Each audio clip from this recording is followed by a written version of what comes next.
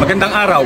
Nandito po tayo ngayon sa Tirad Pass National Park ng Gregorio del Pilar para sa 125th anniversary of the Battle of Tirad Pass commemoration. Ako si FO2 Jim Ardulatre mula sa probinsya ng Ilocos Sur.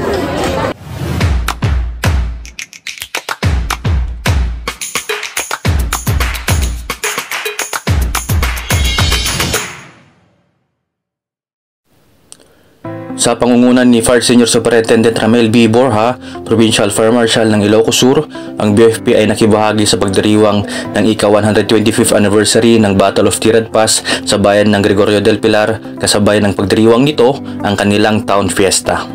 Bilang pagpapakita ng suporta, ang BFP ay nag-establish ng First Aid Service Team o FAS upang magbigay ng seguridad at agarang tulong sa mga taong kasamang nagdiriwang.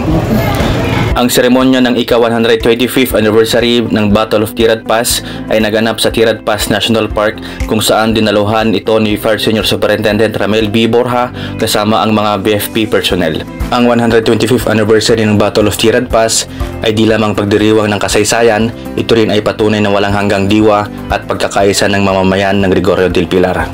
Ang makabuluhang kaganapan na ito ay nagpaparangal sa kagitingan at sakripisyo ng mga lumaban sa isa sa pinakamakasaysayang labanan, habang pinapakita rin ang mayaman na tradisyon ng komunidad.